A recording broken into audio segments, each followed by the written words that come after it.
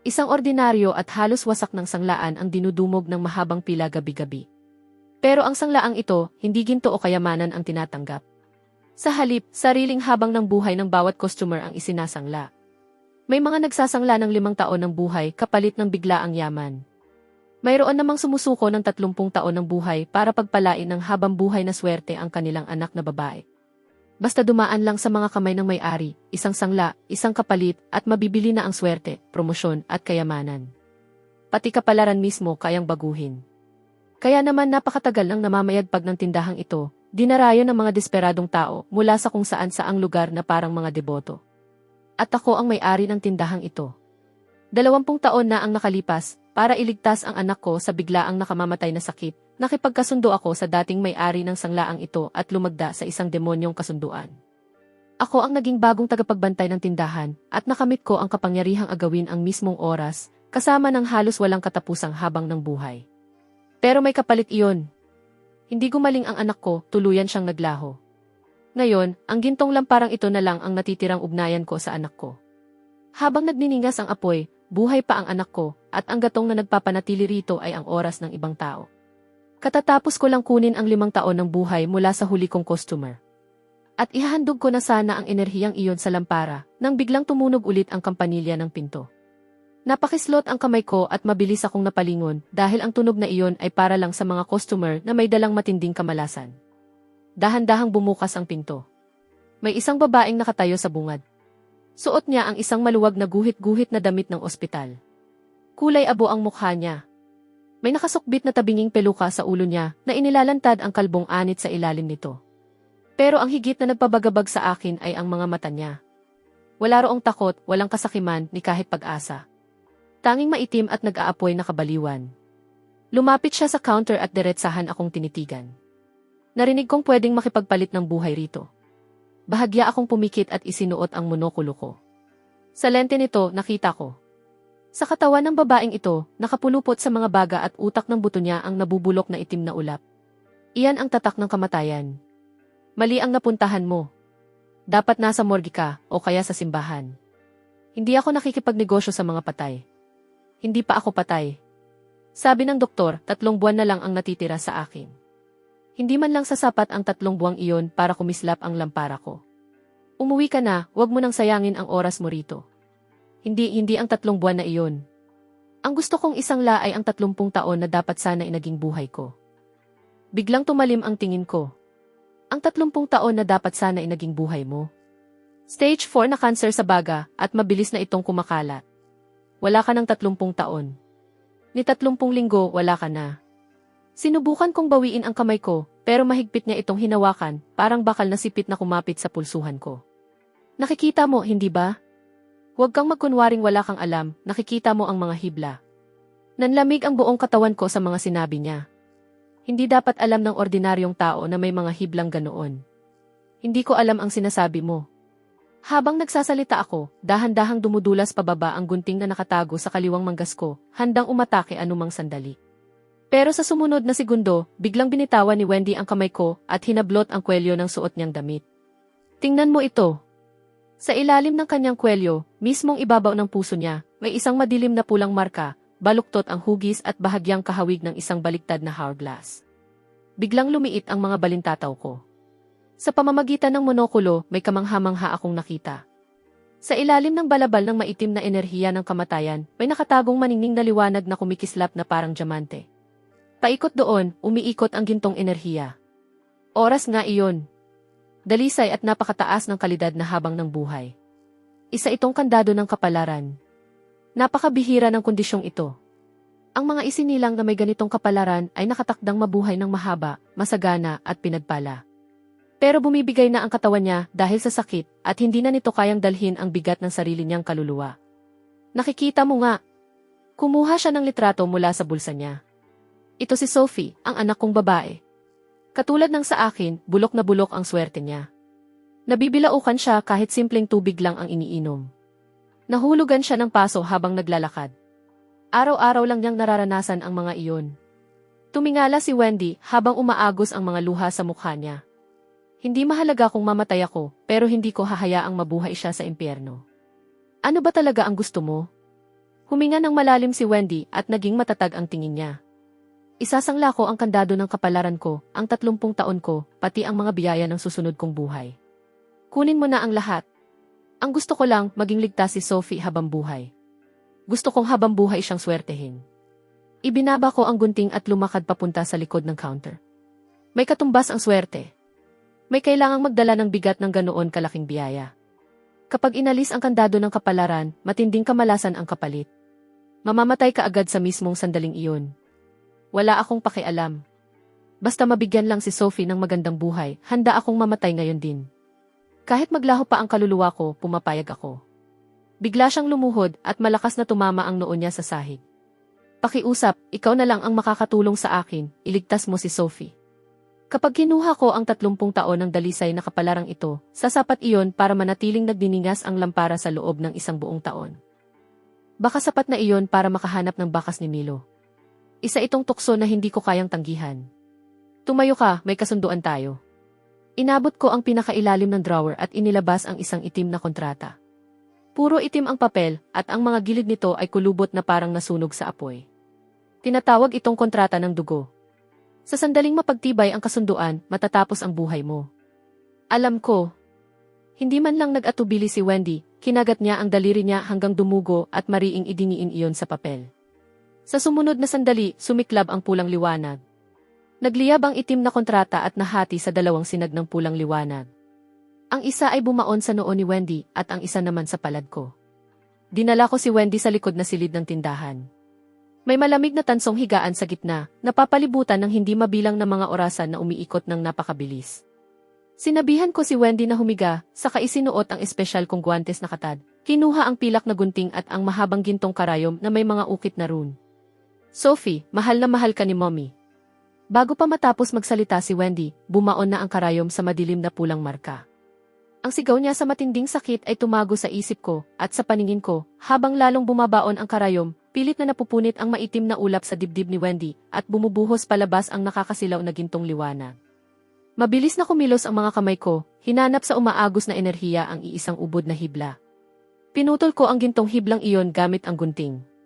Kasabay noon, biglang natigil ang pagsigaw ni Wendy. Tuluyan nang nawala ang liwanag sa mga mata niya. Pero wala akong oras para magluksa. Tinitigan ko ang gintong bolang liwanag na nasa mga kamay ko. Parang nasusunog sa tindi ng init ang palad ko. Napakalakas ng enerhiyang ito. Napakadalisay at napakalakas nito. Kailangan ko itong ilabas agad, kung hindi, sasabog ang buong tindahang ito. Mabilis akong kumilos. Kinuha ko ang jade na palawit na inihanda ko na kanina at pilit kong isiniksik dito ang bolang liwanag. Pero bago tuluyang sumanib ang liwanag sa jade, biglang may manipis na pulang hiblang sumulpot, may dala itong kakaibang amoy ng dugo at bumulusok papunta sa kawalan. Ano iyon? Natigilan ako. Ayon sa batas ng katumbas na kapalit, ibinigay ni Wendy ang buhay niya, at si Sophie ang tumanggap ng kapalaran. Dapat doon na natapos ang palitan. Pero ang biglaang paglitaw ng pulang hiblang iyon ay nangangahulugang may 3 taong sumasalo sa kapalit ng batas ng balanse. Ibig sabihin, bawat kamalasang naiwasan ni Sophie ay kailangang mapunta sa iba. Agad kong inabot ang pulang hibla, gusto kong malaman kung saan ito humahantong. Sa mismong sandaling nahawakan ko ito, isang malabong tanawin ang biglang sumagi sa isip ko. Isang madilim at mamasa-masang basement. Isang payat na taong nakayakap sa sarili, nakasiksik sa sulok habang nanginginig. Milo! Biglang lumundag ang tibok ng puso ko. Ang mga damit na iyon ang huli kong regalong kaarawan para kay Milo. 20 taon na ang estilong iyon, pero bago ko pa masilip ng mabuti, naglaho ang tanawin at ang pulang hibla ay tuluyang nawala sa kawalan. Marahang bumagsak sa sahig ang jade na palawit, sabay mahinang kalansing, at nagningning ito sa banayad at banal na liwanag. Tapos na ang kasunduan. Pero nanatili akong nakatayo roon, hindi makagalaw, habang binabasa ng malamig na pawis ang likod ko. Ang malas na kaluluwang nagbabayad para mapanatili ang balanse. Posible bang ang anak kong matagal nang nawawala? Ibig sabihin, bawat swerteng natatanggap ni Sophie ay kapalit ng unti-unting pag-ubos ng lakas ng buhay ni Milo. Hindi, impossible ito. Ako mismo ang lumagda sa sentensya ng kamatayan ng sarili kong anak. Mahina kong bulong sa sarili ko habang nanginginig ng husto ang mga daliri kong inaabot ang palawit. Pero bago pa ito maabot ng mga dulo ng daliri ko, bigla akong napaatras na parang nakuryente. Bilang isang veteranong mangangalakal ng oras, mas alam ko kaysa kanino man kung gaano kalupit ang mga batas nito. Kapag napagtibay na ang isang kasunduan, tuluyan nang nagsasara ang tanikala ng sanhi at bunga. Kung si Milo nga ang nagbabayad ng kapalit, ibig sabihin, bawat paghawak ko sa palawit na ito mula ngayon ay pwedeng magdulot ng butterfly effect at magdala ng hindi inaasahang kapahamakan sa anak ko saan man siya naroroon. Pero kailangan kong makasiguro. Huminga ako ng malalim at humarap sa pader ng mga talaan sa likod ng tindahan. Halos 5 metro ang taas ng pader at punong-puno ito ng mga ledger na nababalutan ng itim na katad. Bawat ledger ay kumakatawan sa isang kasunduan at sa kapalaran ng buhay na nakatali rito. Mula sa pinakataas na estante, kinuha ko ang isang tansong kompas na nababalot ng alikabok. Hindi ito ginagamit para sa feng shui. Ginagamit ito para matunton ang daloy ng kapalaran. Ang makalangit na tangkay ang gabay, ang makalupang sanga ang tulay, at ang dugo ang bakas. Kinagat ko ang dulo ng dila ko at dumura ng isang subong dugo sa kompas. Sa isang iglap, umikot ng napakabilis ang karayom, kasabay ng matinis na tunog ng pagkiskis. Inilagay ko ang isang hibla ng buhok ni Wendy sa uka sa gitna ng kompas. Pagyanig ng kompas, isang kumikislap na tabing ng liwanag ang bumuka sa ere. Ipinakita nito ang unang People's Hospital ng Haicheng. Malakas ang buhos ng ulan. May isang batang babae na nakasuot ng kupas na rosas na bestida, nakayukong nanginginig sa ilalim ng bubong, naghihintay na bumalik ang nanay niya na may dalang candy. Si Sophie iyon. Pagkatapos, biglang naging kakaiba ang tanawin sa tabing ng liwanag. Ang luma at nabubulok na billboard sa labas ng ospital ay hinahampas ng malakas na hangin, habang umaalingaw ang baluktot nitong pag-ungol na parang kinikiskis na mga buto. Sa wakas, bumigay ang ilang kinakalawang na bolt at isa-isang kumalas. Bumulusok pababa ang billboard na tumitimbang ng ilang tonelada, diretso sa kinaroroonan ni Sophie. Mag-ingat! Napasigaw ako nang hindi nag-iisip kahit alam kong hindi niya ako maririnig. Pero sa pagitan ng buhay at kamatayan, tila naakit si Sophie ng pusang gala na dumaan at hindi sinasadyang humakbang siya ng kaunti. Isang nakakabinging dagundong ang umalinggaw, kasabay ng pagputok ng alikabok sa ere. Bumagsak ang billboard, wala pang 1 pulgada ang layo sa sakong ni Sophie. Nagulat sa ingay, napahandusay si Sophie sa lupa at blanko lang na nakatitig sa wasak na billboard sa harapan niya, ni hindi niya alam na muntik na siyang mamatay. Ito ang sukdulang swerte. Ito ang sapilitang pagbaluktot sa posibilidad. Pero sa sumunod na segundo, nangyari ang pinakakinatatakutan ko. Sa mismong sandaling nakaiwas si Sophie sa billboard, dito sa tindahan, ang lamparang nakatali sa buhay ni Milo ay biglang naging kulay madilim na berde at nagbuga ng isang munting alab ang mitsa nito. Kasabay noon, ang tabing ng liwanag sa harapan ko ay napunit na parang signal ang telebisyon na tinamaan ng matinding abala. May isa pang tanawin ang pilit na sumingit. Ibang lugar iyon, madilim at mamasa-masa, at makapal ang amoy ng langis ng makina at amag. Isang ilegal na pabrika. Umaatungal ang hanay ng mga kinakalawang na makina. Huminto ang tanawin sa isang sulok, kung saan may batang mukhang 7 o 8 taong gulang pa lang na hirap buhatin ang mabigat na kahon ng mga piyesa. Suot niya ang marumi at lumang uniforme sa trabaho, at puno ng mga pasa ang mga pulsuhan niya. Hindi ko makita ng malinaw ang mukha niya, pero agad ko siyang nakilala. Ang pulang birthmark sa batok niya. Si Milo. Anak ko iyon, si Milo. Sa mismong sandaling bumagsak ang billboard sa panig ni Sophie, doon naman sa pabrika, biglang naputol ang kadenang nakasabit sa kisame at malakas na bumagsak sa kaliwang binti ni Milo. Agad siyang bumagsak at nawalan ng malay. Biglang naputol ang tanawin. Hindi kinaya ng kompas ang balik na puwersa ng batas ng sanhi at bunga. Kasabay ng matinis na lagutok, nagkapira-piraso ito. Napatigil ako habang parang nagielo ang dugong dumadaloy sa mga ugat ko. Ang tinatawag na balanse ng swerte ay hindi simpleng paglilipat ng enerhiya. Isa itong eksakto at malupit na sistema ng kabayaran. Wendy, baliw ka. Para mailigtas ang anak mo, ginawa mong kapalit ang anak ko. Kung sisirain ko ang bagay na pinagbuklod ng kontrata, dapat mapawalang bisa ang kasunduan. Pero sa mismong sandaling iniangat ko ang jade na palawit, matinding sakit ang biglang kumirot sa dibdib ko. Isang babala. Babala mula sa mismong oras. Kapag sinira ko ang jade, parehong mabubura sa pag-iral sina Sophie at Milo dahil sa balik ng karma na nagbuklod sa kanila. Hindi ko ito pwedeng basagin dahil kapag ginawa ko iyon, tiyak na mamamatay ang anak ko. Kapag hindi ko naman binasag, pagdurusahan ng anak ko ang kapalarang mas masahol pa sa kamatayan. Bumagsak ako sa upuan, talunan, habang nakatitig sa lamparan ng kaluluwang patuloy pa ring nagniningas. Halos isa na lang manipis na berdeng hibla ang apoy nito. Si Milo iyon, humihingi ng tulong sa gitna ng pagdurusa niya. Alam kong kailangan kong may gawin. Balanse ng swerte. Kung ang swerte ni Sophie ang sanhi ng kamalasan ni Milo, ano kaya ang mangyayari kung si Sophie naman ang malasin? Mapanganib ang ideyang ito. Pagtatangkang dayain ang mga batas. Pero wala na akong ibang pagpipilian. Tumayo ako at lumapit sa hanay ng mga umaatikabong orasan, saka pinili ang isa na may matingkad na itim na kaha at kakaibang baluktot na disenyo. Wala itong mga kamay. May nakaguhit na umiiyak na mata sa mukha nito. Ito ang orasan ng kamalasan. Inikot ko ang gear sa likod nito, saka kumuha ng kinakalawang na tansong barya mula sa drawer. Isa itong barya ng kamalasan. Pinagdikit ko ang mga kamay ko bilang selyo at pinalutang ang barya sa ibabaw ng orasan. Isang hibla ng kulay abong ulap ang umangat at dumulas papunta sa kawalan, lumilipad patungo kay Sophie na tulala pa rin sa labas ng ospital. Hindi ko inalis ang tingin ko sa lampara ng kaluluwa. Kung tama ang hinala ko, sa sandaling malasin si Sophie, dapat lumiwanag ang apoy ni Milo. Isa itong sugal. Sugal na nakataya ang buhay ng dalawang bata. At ako ang tagapagpasugal na wala nang natitirang baraha. Sa labas ng ospital, nakaupo pa rin si Sophie sa lupa, napapalibutan ng mga nagulat na tao at mga pulis. Ang swerte ng batang iyan at nabuhay pa. O nga, kaunting-kaunti na lang at patay na siya. Narinig kong namatay raw ang nanay niya sa loob. Maya-maya lang, isang itim na may batch ang dahan-dahang huminto sa gilid ng kalsada. Bumukas ang pinto at bumaba ang isang mag-asawang nasa katanghali ang gulang, maayos ang pananamit.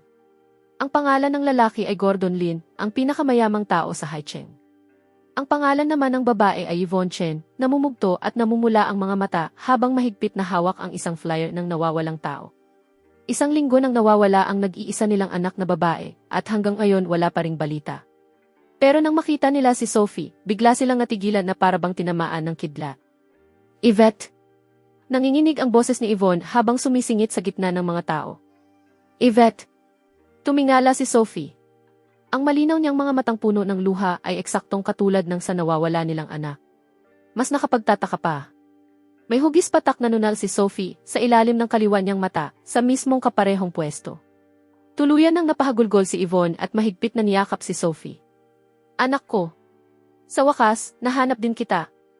Ma'am, hindi po ako. Ikaw iyon. Ikaw ang batang ibinalik sa akin ng langit. Hindi mapigilan ni Yvonne ang pag-iyak habang nakatayo sa tabi niya si Gordon, puno rin ng luha ang mga mata.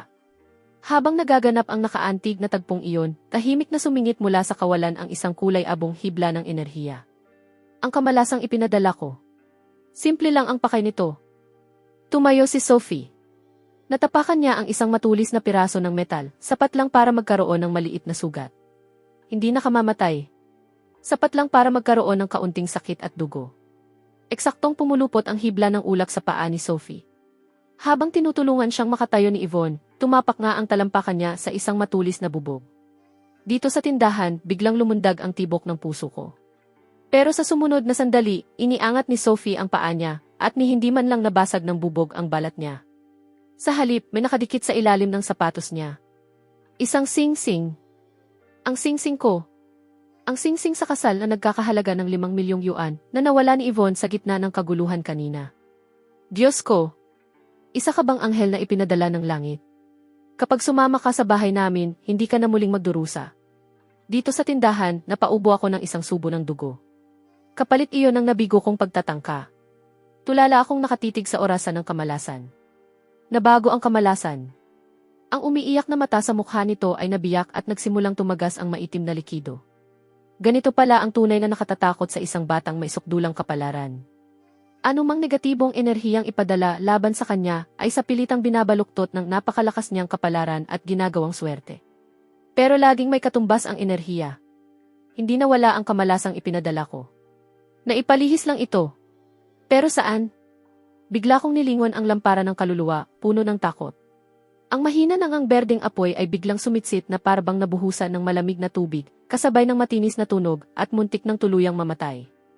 Matinding nanginig ang mitsa at sa isang iglap, naging kulay itim na parang tinta ang apoy. Kulay ng kamatayan. Hindi. Parang baliw akong sumugod at kinubkob ng 2 kamay ang lampara. Ibinuhos ang sarili kong lakas ng buhay para mapanatili itong nagniningas. Kasabay noon, kinalagkad ng tagapangasiwa ng pabrika ang walang malay na si Milo papunta sa isang sulok. balak niya itong gamutin. Tutal, isa pa rin itong manggagawang pwede pang pakinabangan. Pero, sa mismong sandaling na ipalihis ang kamalasang ipinadala ko mula kay Sophie, biglang naluma ang mga kable ng kuryente sa pabrika at nag-short circuit. Nagtilamsikan ang mga spark at tumama mismo sa tumpok ng madaling magliyab na kemikal sa malapit. Kasabay ng malakas na pagsabog, sumiklab ang apoy.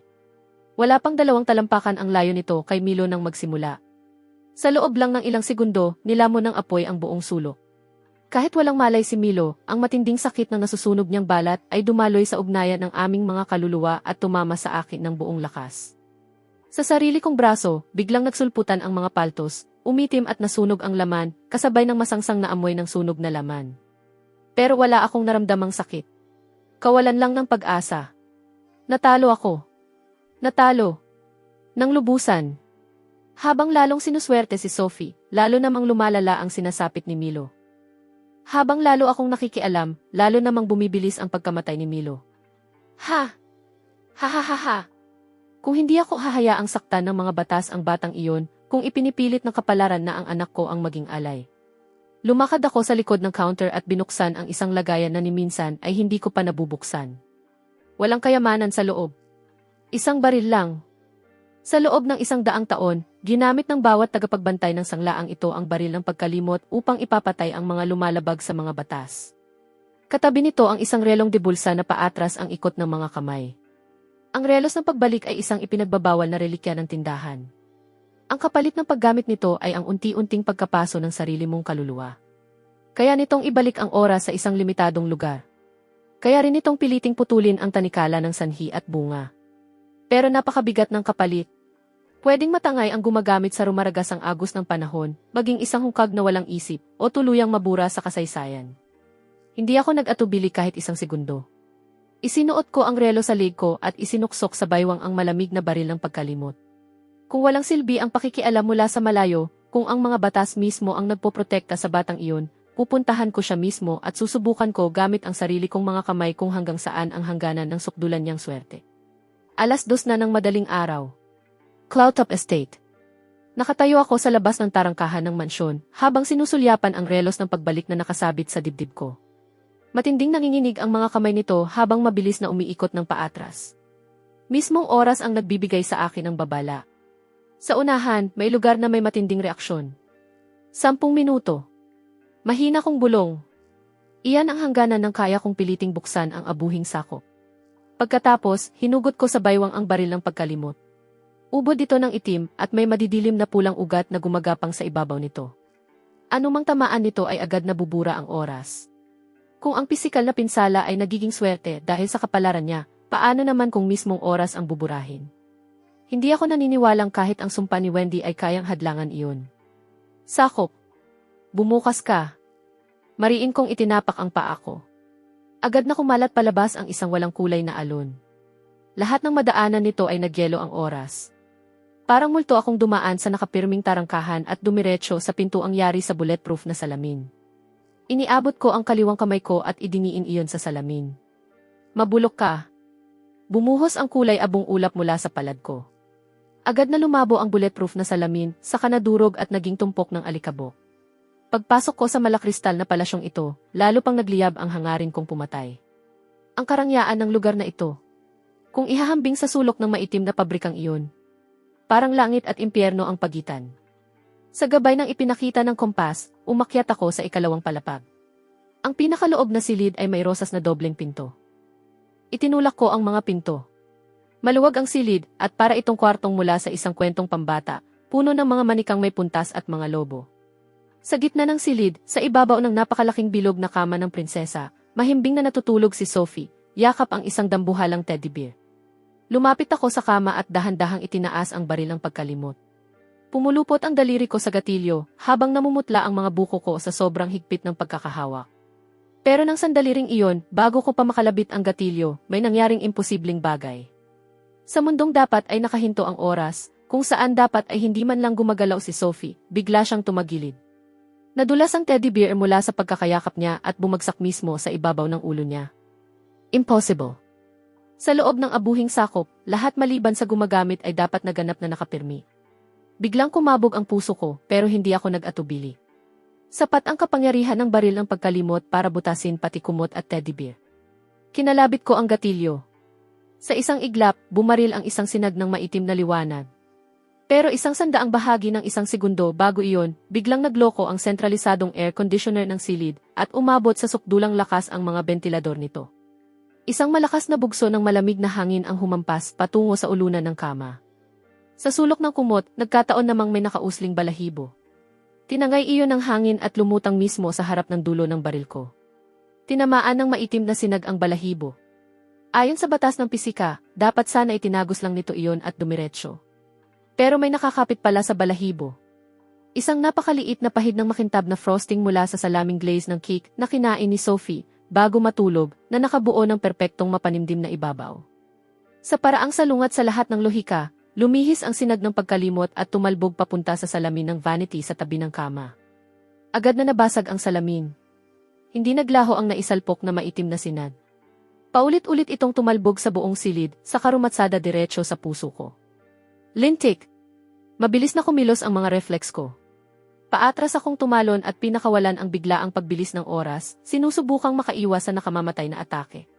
Pero dumaplis pa rin ang maitim na sinag sa kaliwang braso ko. Sa matinding pagkagulat ko, ang laman sa panlabas na bahagi ng braso ko ay basta na lang naglaho.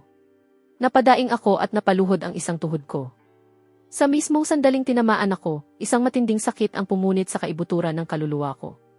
Dahil ang baril ng pagkalimot ay sandata ng sanhi at bunga, sa antas ding iyon tumatama ang kapalit nito. Kasunod noon, isang tanawin ang biglang sumagi sa isip ko. Doon sa pabrika, naapula na ang apoy. Nakahandusay sa sahig si Milo, halos wala ng hininga dahil sa matinding pagkasunog. Bigla na lang naputol ang isang kinakalawang na biga sa itaas niya ng walang babala. Isang bakal na poste ang bumulusok pababa at tumarak diretso sa kaliwa niyang balikat. Sa mismong kaparehong lugar kung saan ako nasugatan. Hinawakan ko ang sarili kong kaliwang braso at napulupot sa sakit sa paanan ng kama ni Sophie. Nabigo na naman ako. Naubos na ang oras ng abuhing sakop. Kasabay noon, tuluyan nang umandar ang alarm system ng mansyon. Umalingaw-ngaw sa buong bahay ang matinis na sirena. May salarin. Ikalawang palapag. Habang hawak ang unti-unting naglalahong kaliwang braso ko, asuray-suray akong tumayo. Hindi ko siya mapapatay ngayong gabi. Kung hindi ako aalis ngayon, ako naman ang mamamatay rito. Bago pa ako tumalon palabas ng bintana, may isang bagay sa sulok ang nakatawag ng pansin ko. Isang kulay abong laro ang kuneho na iisa ang mata. Butons ang mata nito. Biglang lumiit ang mga balintataw ko. Ito mismo ang kunehong tinahi ko para kay Milo gamit ang sarili kong mga kamay, isang araw bago siya mawala. Bakit narito ito sa kwarto ni Sophie? Kilala ba ni Wendy si Milo? Hindi, impossible iyon.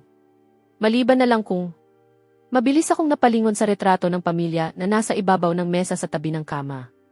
Doon, magiliw na karga ni Gordon si Sophie. Isang nakapangingilabot na hinala ang biglang sumabog sa isip ko. Dinampot ko ang kunehong iisa ang mata mula sa sahig. Sa likod nito, may isang linyang nakasulat gamit ang ballpen. Sulat kamay ni Milo noong bata pa siya. Para kay Dad. Hintayin mo akong makauwi. Tuluyang nablangko ang isip ko. Posible bang may direktang kaugnayan ang pinakamayamang tao sa haicheng sa taong dumukot kay Milo? O baka, nasa loob mismo ng mansyong ito si Milo. Biglang bumukas ang pinto ng silid. Maraming armadong gwardiya ang sumugod papasok. Bang, bang, bang. Humagibis ang mga bala papunta sa akin. Hindi ako umiwas. Mas nag-aalab pa kaysa dati ang apoy sa mga mata ko. Hindi ko papatayin si Sophie. Dahil may mas mahalaga na akong natuklasan. Mariin kong idiniin ang kamay ko sa relong nakasabit sa dibdib ko. Hindi para umatake. Para makatakas. Balik. Sa sumunod na sandali, isang ipuipo ang nabuo sa paligid ng katawan ko. Tumama rito ang mga bala, biglang tumigil sa ere, saka bumalik ang direksyon at lumipad pabalik sa mga dingding. Habang nanonood ang mga gwardiya na punong-puno ng takot, nabaluktot at humaba ang anyo ko, saka natunaw bilang isang guhit ng kulay abong liwanag na naglaho sa dilim ng gabi. Hindi ako lumayo. Parang butiki akong kumapit sa panlabas na pader ng mansyon at umakyat hanggang 3 palapag. Nagtago ako sa balkonahe sa 3 palapag. Isa itong bulag na bahagi ng mansyon at sapat ang kapal ng mga anino matapos ang ulan para pagtaguan. Habang nakasandal sa malamig na marmol na pader, nanginginig kong hinaplos ang kunehong iisa ang mata. Nasa kanya pa rin ang amoy ni Milo. halo ng langis ng makina at takot. Pinilit kong kumalma. Ganito ang sitwasyon ngayon. Una, taglay ni Sophie ang sukdulang swerte, hindi siya pwedeng mapatay at anumang pinsalang para sa kanya ay napupunta kay Milo. Pangalawa, inampo ni Gordon si Sophie. Pangatlo, ang personal na alaala ni Milo ay natagpuan sa bahay na ito. Kapag pinagdugtong ang tatlong iyon, iisa lang ang posibleng katotohanan. Tumingala ako sa silid na konektado sa balkonahe. Isang silid-aralan. Natatakpan ng kurtina ang malalaking bintana mula sahig hanggang kisame, pero may naiwang makitid na siwang kung saan tumatagas ang mapusyaw na dilaw na liwanag. May taong nagsasalita sa loob. Pinigil ko ang hininga ko at dahan-dahang lumapit sa siwang. Ang silid-aralan ay marangyang pinalamusan, parang pribadong silid ng isang emperador. Sa likod ng napakalaking mesa ay nakaupo si Gordon Lin. May hawak siyang baso ng pulang alak habang may kausap sa telepono. Si Sophie. Mahimbing na natulog ang batang iyon ngayong gabi. Hindi man lang natakot. Yung umatake. Teka, wag mo nang alalahanin iyon. Walang makakapatay kay Sophie. Hanggat gumagana ang pinagmumulan ng kapangyarihan niya, hindi siya magagalaw. Pinagmumulan ng kapangyarihan? Paano nalaman ni Gordon ang tungkol doon? Alam ba niya ang buong mekanismo nito? May itinanong ang nasa kabilang linya. Agad siyang pinutol ni Gordon, halatang nainip. Wala akong pakialam kung buhay pa ang munting salot na iyon o hindi, siguraduhin mo lang na humihinga pa rin siya. Panatilihin mo siyang buhay na buhay lang. Minsan lang sa buong buhay makakita ng ganitong uri ng kapalit. Noong pumunta ang baliw na babaeng iyon sa sanglaan para makipagkasunduan, pinapanood ko ang lahat. Hindi ko inasahang gagana talaga. Makinig ka, Chen. Habang lalong sinuswerte si Sophie, lalo akong yumayaman. Simula pa lang ang nangyari ngayong gabi. Siguradong si Sophie ang puntirya ng umatake, pero nabigo siya. Pinatutunayan lang yon na perpektong-perpekto ang maliit nating kapalit. Bumaon ang mga kuko ko sa pader. Kaya pala, hindi ito simpleng sakripisyo ng isang inang nagmamahal. Isa itong planadong pakana. Matagal nang pinagmamasdan ni Gordon si Wendy. Ang bihira niyang kandado ng kapalaran ang pakay niya. Matagal na niya itong minamanmanan. Paksa bilang 8. Hindi kabutihan ang pag-ampun niya kay Sophie. Ginawa niya itong isang buhay na bowl ng kayamanan. Hindi rin niya ikinulong si Milo dahil sa galit. Ginawa niya itong tapunan ng lahat ng kapalit. Trabaho ni Sophie ang sumalo ng lahat ng swerte sa harapan para yumaman si Gordon, mailihis ang mga kapahamakan niya at lalo pa siyang umangat. Trabaho naman ni Milo ang akuin ang lahat ng kapalit sa likod ng mga pangyayari. Ang magdusa, magkasakit at pati mamatay kapalit ni Gordon. Ginagamit niya ang buhay ng 2 bata para buuin ang sarili niyang walang hanggang swerte. Lalong naging mabagsik ang boses ni Gordon sa telepono. Bantayan ninyong mabuti ang batang iyon. Malaki na ang hinihigop ni Sophie nitong mga nakaraang araw, lalo na pagkatapos ng nangyari ngayong gabi. Malamang, malubha na ang kalagayan niya. Bigyan ninyo siya ng pinakamabisang antibiotiko na mayroon tayo. Huwag ninyong hayaang mamatay siya agad. Kapag namatay siya, kailangan ko na namang humanap ng bagong sisidlan. At napakalaking sakit sa ulo niyon. O nga pala, ligtas ba ang lugar na iyon? Ako lang ang nakaalam tungkol sa inabandonang pabrikang bakal na iyon. Pabrikang bakal. Iniukit ko sa isip ko ang salitang iyon. Dahan-dahan kong inalis ang tingin ko. Hindi ako sumugod para patayin si Gordon. Ang tinatawag niyang pabrikang bakal ay siguradong mahigpit ang pagbabantay. Kapag namatay si Gordon dito, baka patayin nila ang mga bihag doon o kaya ilipat sila. Milo, magtiis ka lang. Bago ako umalis, kinagat ko ang dulo ng dila ko at dumura ng isang subong dugo sa pasimano ng bintana, saka gumuhit dito ng isang di nakikitang sumpa ng kamatayan. Gordon Lin, bilang na ang oras mo. Pagkasabi niyon, tumalon ako sa dilim ng gabi at naglaho. Makalipas ang kalahating oras, sa kanurang labas ng Haicheng, sa matagal ng inabandunang red light steel mill, nagliliwanag ang 2 basement. Sa loob ng isang napakalaking bakal na kulungan, may maliit na katawang nakakulot sa ibabaw ng tumpok ng dayami. Si Milot ang iyon. Kakilakilabot ang kalagayan niya. Baluktot sa hindi natural na anggulo ang kaliwa niyang binti. May malaking sugat na tumago sa kaliwa niyang balikat. May hawak siyang kalahating inaamag na siopao, pero hindi niya ito makain dahil sa katabing kulungan ay may mas bata pang batang nakakulong na nilalagnat. Sam, huwag kang matulog. Masakit na gumapang si Milo palapit at iniabot ang kalahati ng siopao. Kainin mo ito, makakatulong ito sa sipon mo. Masakit, Milo, ang sakit. Alam ko. Kwentuhan na lang kita. Noong unang panahon, may isang may-ari ng sanglaan. May suot siyang napakagandang salamin. Siya ba ang tatay mo? Tama. Superhero ang tatay ko. Darating siya para iligtas tayo. Sa sandaling iyon, mula sa bentilasyon sa itaas ng kulungan, may isang hibla ng kulay abong alikabok na dahan-dahang bumaba. Dumapo ito sa sugat ni Milo at, sa hindi maipaliwanag na paraan, nagdala ng malamig na ginhawa. Saglit na natigilan si Milo at tumingala, na para bang may naramdaman siya. Sa sandaling iyon, muling napuno ng luha ang mga matang matagal ng natuyuan. Nakilala niya iyon. Ang amoy ng lumang langis ng orasan mula sa sanglaan. At ang amoy ng kuneho niyang iisa ang mata. Samantala, biglang bumukas ang pinto ng sanglaan. Pasuray-suray akong pumasok at bumagsak sa likod ng counter, habang ang kaliwa kong braso ay kulay abong halos nagiging malinaw na. Patuloy na kumakalat ang pagkalusaw. 10 minuto na lang at aabot na ito sa puso ko. Kapag nangyari iyon, tuluyan na akong matutunaw at magiging abo. Gumalaw ka. Umuwal ako. Sa sulok, ang puppet na iisa ang mata na kanina ikunwaring walang buhay ay biglang gumalaw. Kalabog itong bumaba mula sa estante at kumuha ng isang kupas na berdeng bote mula sa loob ng tiyan nito. Sa loob ay may tubig ng paghinto. Isang likidong nakuha mula sa ilalim ng 10,000 taong gulang na glacier na kayang pahintuin ang mismong oras. Isa itong nakamamatay na lason. Pero kaya nitong ipirmi ang isang sugat sa mismong kalagayan nito. Kinagat ko ang takip nito at agad ibinuhos ang laman sa kaliwa kong braso nang walang kahit katiting na pag-aatubili. Sumingaw ang puting usok.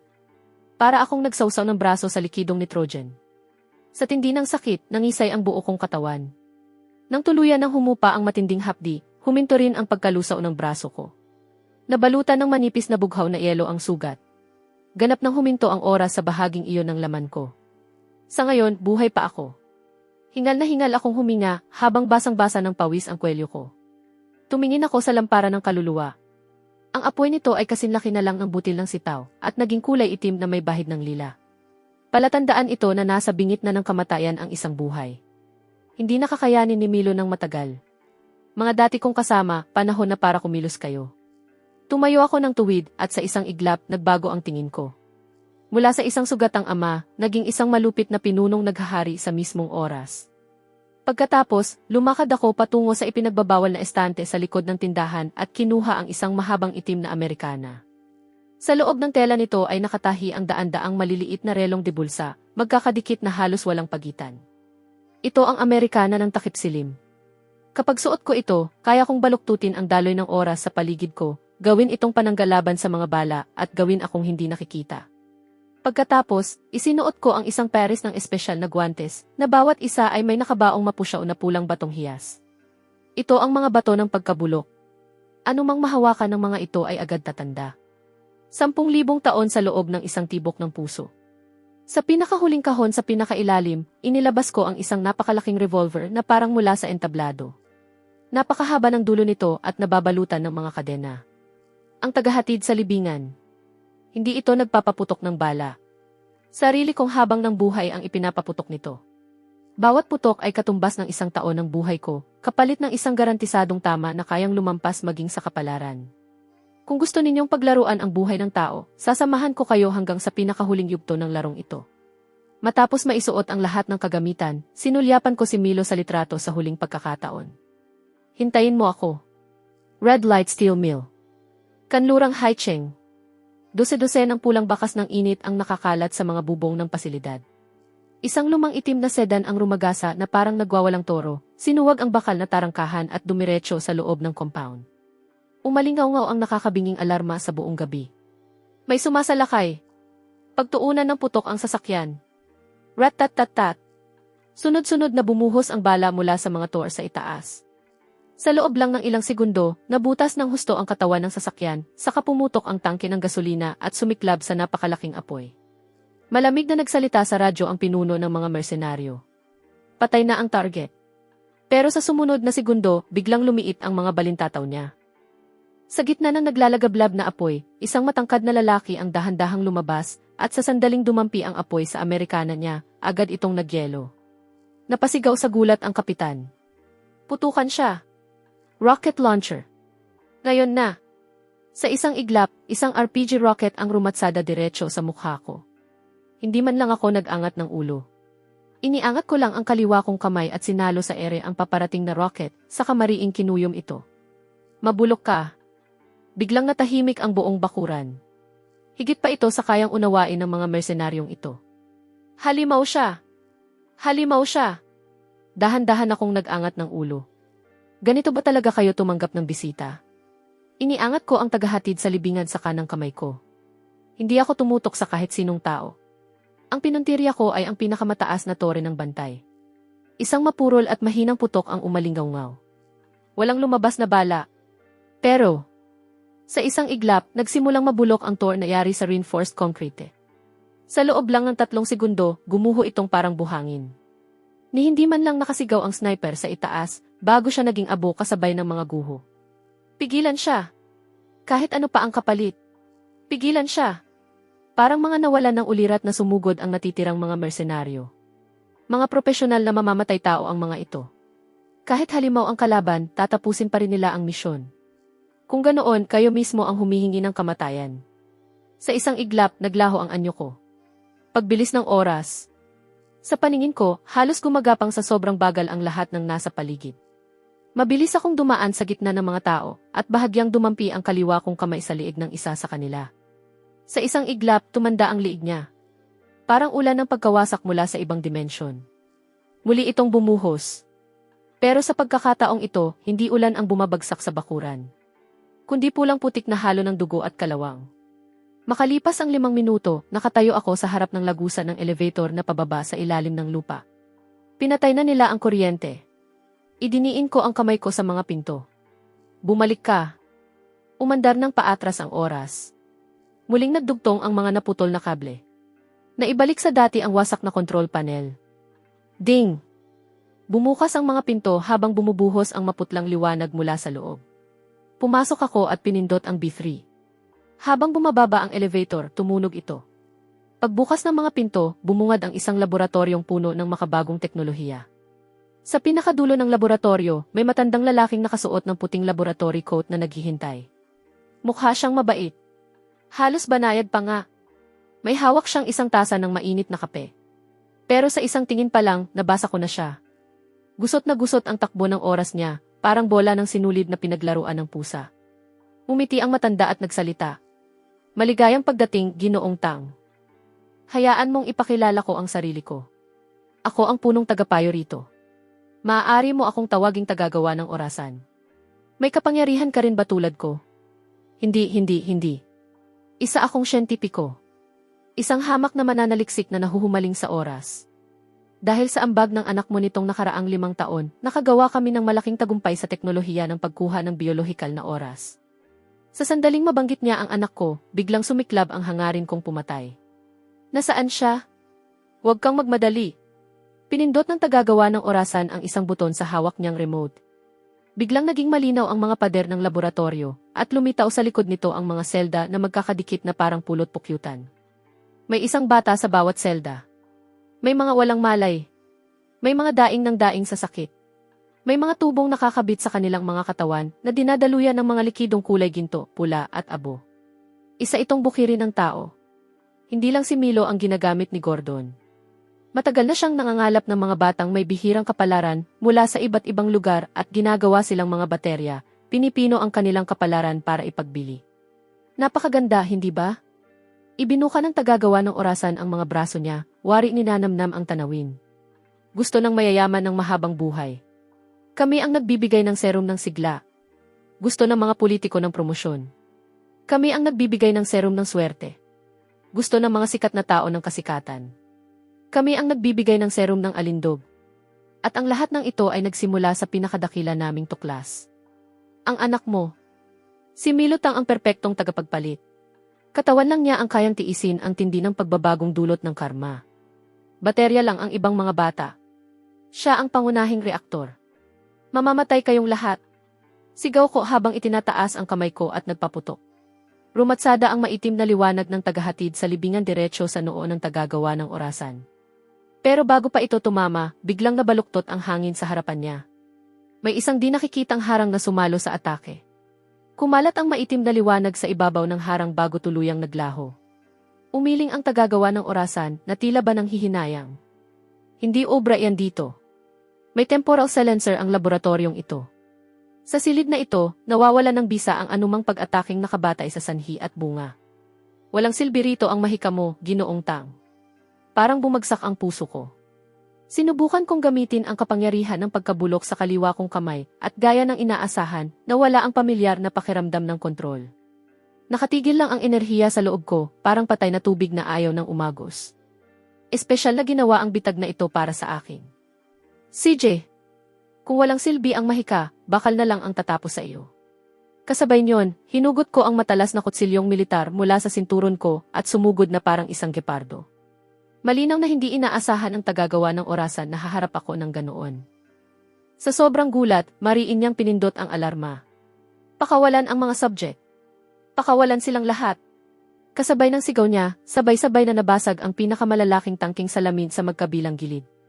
Lumabas mula roon ang ilang nilalang na mahigit 6 na talampakan ang taas, namimintog ang mga kalamnan at kulay bughaw na may halong lila ang kanilang bala. Mga bigong eksperimento sila ng time serum na naging mga bioengineered na zombie. Umalis kayo sa daraanan ko. Dumulas ako sa ilalim ng malakas na suntok ng isa sa mga nilalang at eksaktong hiniwa ng kutsilyo ko ang litid sa sakong nito. Hindi ako huminto para tapusin ang laban. Iisa lang ang puntirya ko.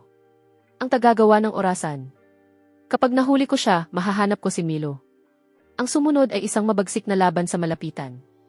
Makalipas ang 5 minuto, bumagsak sa sahig ang huling nilalang. Kumalat ang maitim na dugo sa buong sahig. Tinapakan ko ang mga bangkay at lumapit sa naipit na tagagawa ng orasan. Huwag mo akong patayin. Napilitan lang din ako. Si Gordon Lin ang may pakana. Tinapak ko ang paa ko sa dibdib niya at idiniin ang daliri ko sa mata niya. Dalhin mo ako sa pangunahing reaktor. Nasa loob. Si Ginoong Lin lang ang may pahintulot na magbukas niyon. Ayoko ng dahilan. Buksan mo iyon, kung hindi, isa-isang babawiin ko ang oras mo at ipapakita ko sa iyo kung paano ka unti-unting babalik sa pagiging sanggol. Mas nakakatakot iyon kaysa kamatayan. Tuluyan nang nabasag ang katatagan ng tagagawa ng orasan. CJ. Gumapang siya papunta sa control panel, nag-type ng mahaba at komplikadong code, saka ipinasuri ang iris niya. Click! Umandar ang makinarya. Dahan-dahang bumukas ang pintuang yari sa haluang metal na halos 1 kalahating talampakan ang kapal.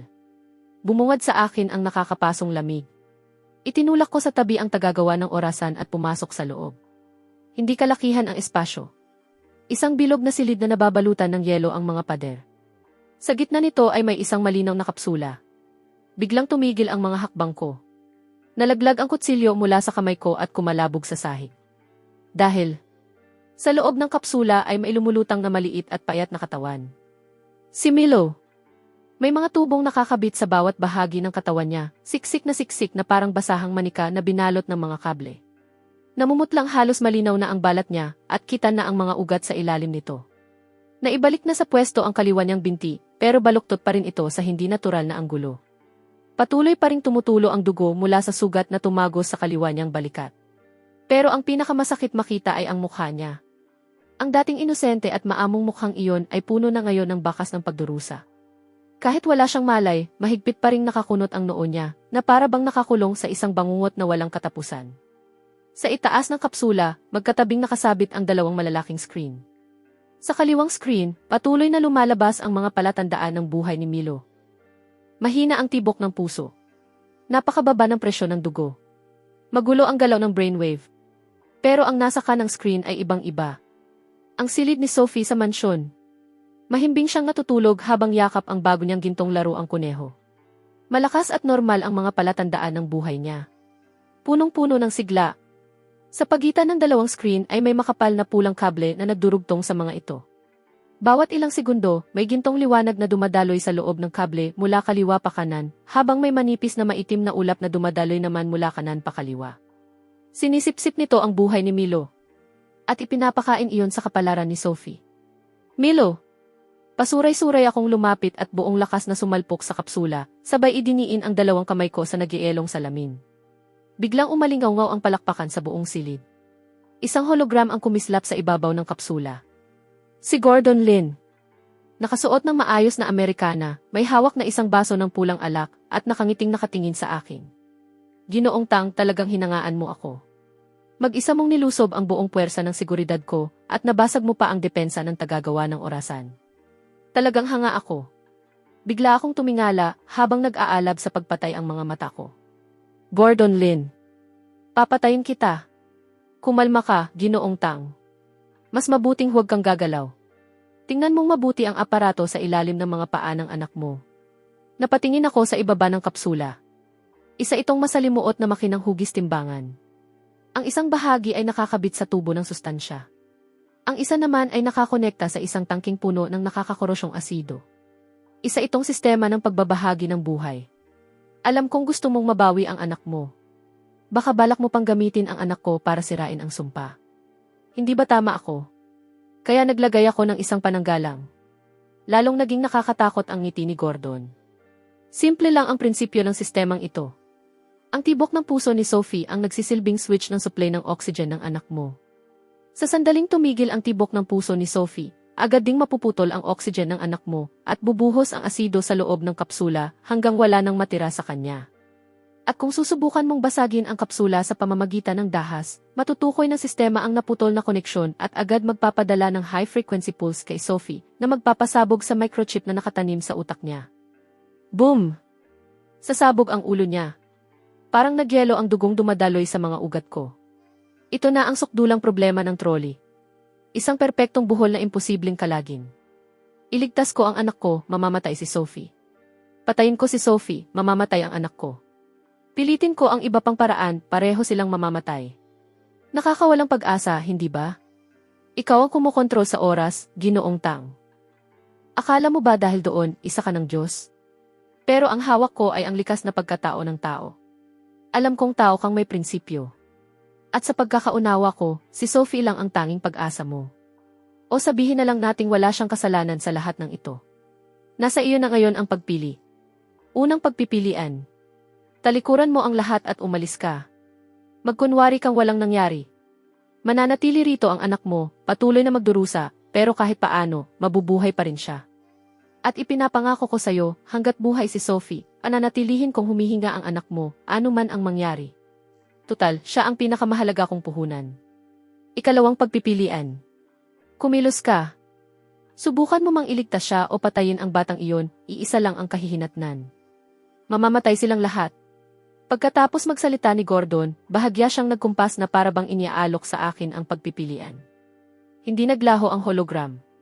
Tahimik lang niya akong pinagmamasdan na parang isang langaw na nakakulong sa loob ng garapon. Nakatayo lang ako roon. Pabigat ng pabigat ang paghinga ko at halos sumabog ang dibdib ko sa tindi ng paghinga. Tumingin ako kay Milo na lumulutang sa loob ng kapsula. Parang naramdaman niyang malapit ang ama niya. Bahagyang kumislot ang mga pilik mata niya at dahan-dahang dumilat. Marahang gumalaw ang mga labi niya. Walang tunog na lumabas. Pero nabasa ko ang sinasabi niya. Dad, masakit. Parang dalawang matalim na talim ang dalawang salitang iyon. 5 taon ng paghahanap. 5 taon ng pagsisisi. 5 taon ng pag-asa. At sa huli, dito lang pala hahantong ang lahat. Pinapanood kong naghihirap ang anak ko sa harapan ko habang wala akong magawa para iligtas siya. Nagpakawala ako ng sigaw na puno ng paghihinagpis at buong lakas na sinuntok ang sahig. Galit na galit ako kay Gordon Lin. Pero mas galit ako sa sarili ko. Galit ako sa sarili ko dahil lumagda ako sa kontratang iyon noon. Galit ako sa sarili ko dahil taglay ko ang isinumpang kapangyarihang ito. Kapangyarihang hindi pa rin mailigtas ang taong pinakamamahal ko. Ngumisi si Gordon Lin. Ano? Hindi makapagpasya? Gusto mo ba akong pagpasyahin para sa'yo? Lumuhod ka ngayon din at magmakaawa sa akin. Papadagdagan ko ng kaunting gamot sa sakit ang anak mo. Hindi masamang alok, hindi ba? Dahan-dahan akong tumayo. Biglang kumalma ang ekspresyon ko. Tiningnan ko si Gordon Lin sa hologram at isang malamig na ngiti ang unti-unting sumilay sa labi ko. Naiplano mo ang likas na pagkatao ng tao hanggang sa pinakamaliit na detalye. Pero may isang bagay kang nakalimutan. Kung ano ang trabaho ko. Napakunot ang noo ni Gordon Lin. Ano nang ibig mong sabihin? Dahan-dahan kong itinaas ang kanang kamay ko at itinuro ang sarili kong dibdib, kung saan nakasabit ang isang relong walang tigil sa pag-ikot ng paatras. Ang relos ng pagbalik. May-ari ako ng isang sanglaan. Ang trabaho ko ay ang gumawa ng mga kasunduan. Kapag sarado na ang lahat ng daan, Kapag parehong wala ng pag-asang piliin ang una o ikalawang paraan, gagawa ako ng ikatlong paraan.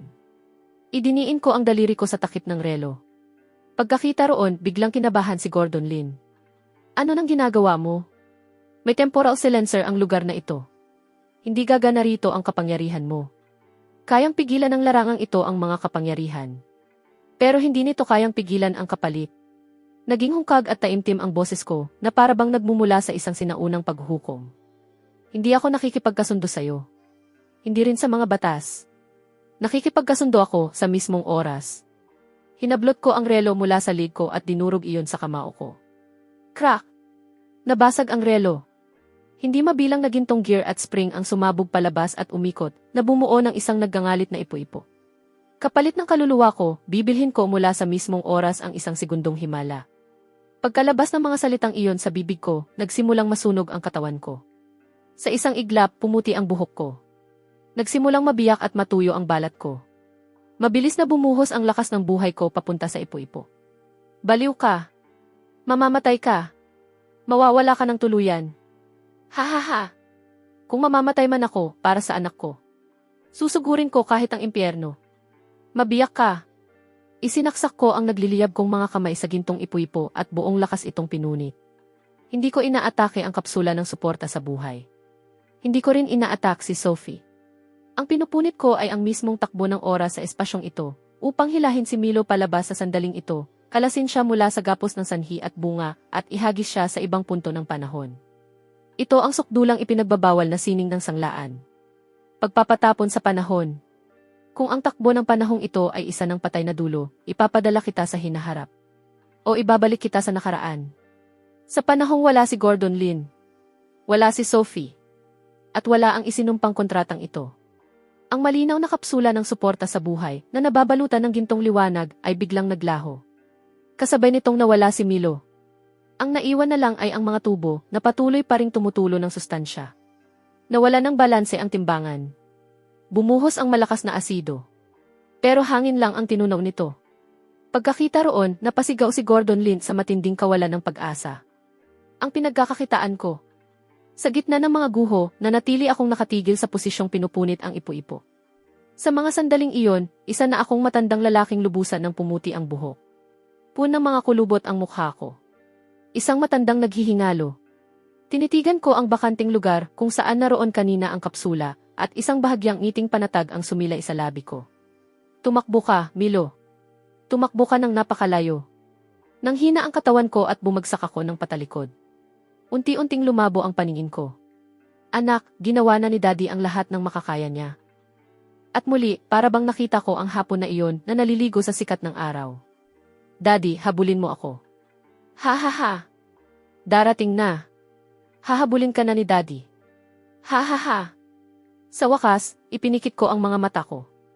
Nang sandaling malapit na akong lamunin ng walang hanggang kadiliman, biglang may isang malamig na kamay ang humablot sa kwelyo ko. Hindi ganoon kadaling mamatay. May utang ka pa sa sanglaan. Ang dating may-ari ng sanglaan bilang 8 iyon. Ang parehong mas mataas na nilalang na nakita ko noon. Makalipas ang 3 taon, nagbago na ang lungsod ng Haicheng. Isang napakalaking hologram ang nakalutang sa himpapawid, paulit-ulit na ipinapakita ang logo ng Lin Corporation. Isang gintong orasa na may matang nakatanaw sa lahat mula sa itaas. Wala nang mga pulubi sa mga lansangan. Wala nang basura. Maging ang mga ilaw trapiko ay tila laging berde. Masaya ang bawat mukha. Dahil inilunsad ng Lin Corporation ang fortune sharing plan. Bumili ka ng stock o insurance ng Lin at magkakaroon ka ng kaunting dagdag na swerte. Makakapulot ka ng pera sa kalye. Mananalo ka sa loto. Kahit cancer, kusa ng gagaling. Dito, maramihang ipinagbibili ang mga himala. At ang pinagmumulan ng lahat ng iyon ay iisa lang. Ang Cloud Palace. Sa pinakasentro ng lungsod, naroon ang tirahan ni Gordon Lin, ang pinakamayamang tao sa mundo, at tahanan ng isang batang babae na nagngangalang Sophie. Pero walang kinalaman ang eskinita bilang 8 sa makinang na mundong iyon. Hindi ito nababagay roon. Tumunog ang kampanilya. Bumukas ang pinto. Sa pagkakataong ito, hindi isang naluging sugarol ang pumasok, kundi isang ehekutibong nakaayos ang kasuotan. Gusto kong isanla ang konsensya ko kapalit ng garantisadong promosyon. Kalmadong inilapag ng ehekutibo ang isang dokumento sa ibabaw ng counter. May isang lalaking nakaupo sa likod ng counter. Si Ginoong Tang. At hindi rin. Suot pa rin niya ang dati niyang madilim na abuhing bestida at ang parehong monocle. Pero tuluyan ng pumuti ang buhok niya, maayos na maayos ang pagkakasuklay na para bang ginawa ng makina. Pero ang pinaka nakakakilabot sa lahat ay ang mga mata niya. Wala nang kahit anong emosyon. Walang awa. Walang kasakiman. Kahit pagod, wala. Ang natitira na lang ay parang mga gear ng orasan. Eksakto, malamig, mekanikal. Ang kaliwa niyang braso ay isa ng brasong yari sa tanso, at ang bawat kasukasuan nito ay perpektong ginawa, mahinang kumakalikot sa bawat ikot ng mga gear. Konsensya. Mataas na uri ng hango sa kaluluwa. Walang bakas na kasarian ang boses ni Ginoong Tang, na para bang nilikha ng isang elektronikong sistema. Iniunat niya ang mekanikal niyang kaliwang kamay at diretsyo itong ipinasok sa dibdib ng ekotibo. Walang kahit isang kilos na nasayang. Dahan-dahan niyang hinugot ang isang maputlang kumikislap na bola ng liwanag. 10 taong termino. Default. Kumpiskado ang kaluluwa. Mekanikal na tinataka ni Ginoong Tang ang papel at inihagis ang isang itim na token ng swerte. Sabik itong dinampot ng ehekutibo at umalis. Ibinalik ni Ginoong Tang ang tingin sa relong hawak niya at ipinagpatuloy ang pagpapakintab dito. Eksakto ang bawat galaw na parang isang makinang nakaprograma. Sa sulok, dahan-dahang sumilip ang papet na iisa ang mata. 3 taon na itong hindi nangangahas magsalita ng malakas. Boss, naabot ba natin ang kota ngayon? Naabot natin. Bahagyang napaatras ang papet. Pero, boss, ngayon ang araw na iyon. Anong araw? Kaarawan ni Milo. Biglang tumigil ang kamay ni Ginoong Tang sa kalagitnaan ng pagpapakintab. Sa mekanikal niyang kaliwang mata, dumaloy ang pulang datos. Error. Walang katugmang tala. Pagkatapos, ipinagpatuloy lang ni Ginoong Tang ang pagpapakintab sa relo. Nataranta ang papet at tumalon sa ibabaw ng counter. Boss, paano mo siya nakalimutan? 3 taon na ang nakalipas, para mailigtas siya, isinangla mo ang sarili mo sa pangunahing sistema. Lahat ng alaala mo ang kinuha bilang kabayaran. Isa ka na lang ngayong manggagawa. Inya-activate ang protocol ng paglilinis. May natukoy na panggugulo. Hindi. Hindi na ako magsasalita. Sa sobrang takot, agad tumalon ang papet pabalik sa tambak ng mga lumang papel. Kasabay nito, ibinaba ni Ginoong Tang ang kamay niya. Wala pa ring anumang emosyon sa mukha niya. Wala na siyang puso. Ang kapalit nito ay ang talaan ng utang na patuloy ang pagbibilang pababa.